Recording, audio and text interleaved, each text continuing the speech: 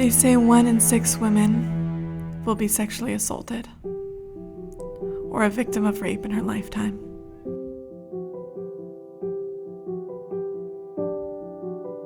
But honestly, looking back on it, I can tell you that every single one of my friends, and I grew up in small town America, was sexually assaulted before she turned 18. Every single one of my female friends. The statistics alone are not okay. And what you have to understand is that the statistics only represent those who come forward. There is so much shame and stigma surrounding sexual assault and abuse. This is every woman's story.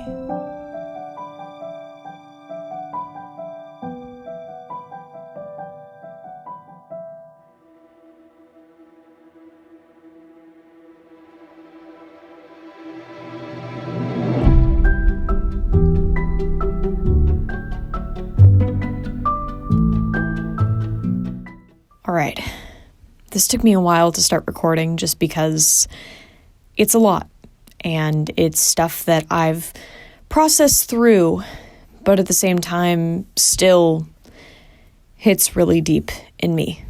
So here we go. I was 16 years old, and so I went on a car ride with him where he basically said, "Listen, we're gonna date."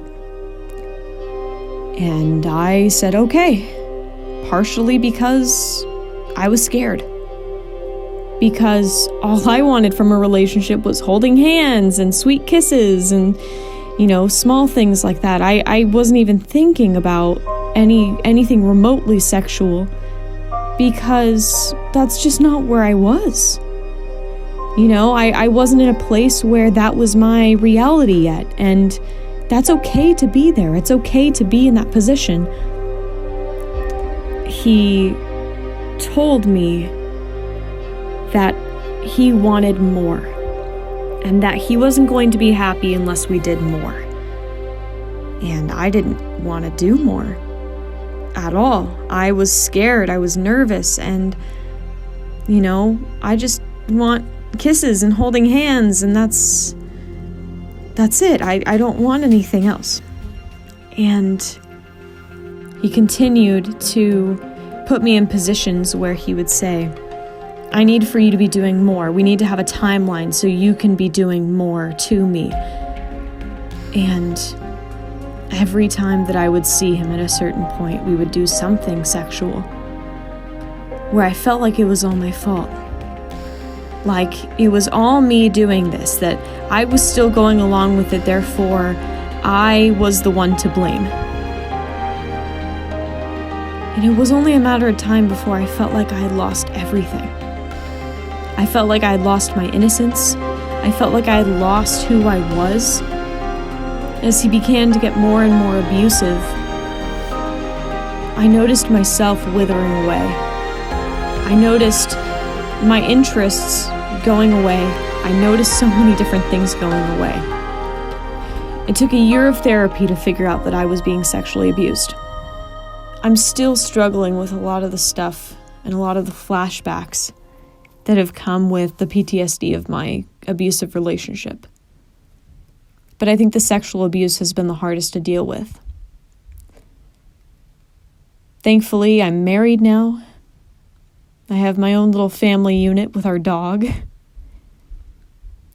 But it's something that, I see my abusers still saying, you can enjoy it. Over and over and over again. Like it was yesterday.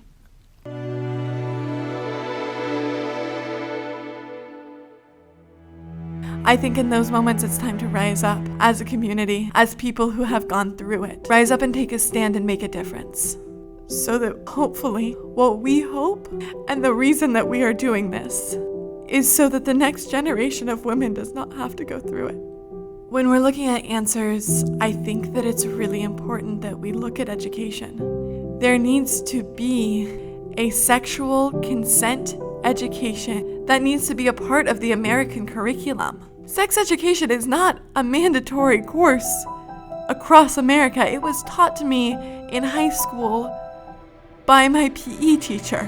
This is something that needs to have a designated course in the same way that somebody will grow up with a course like English. They need to grow up with a course like consent.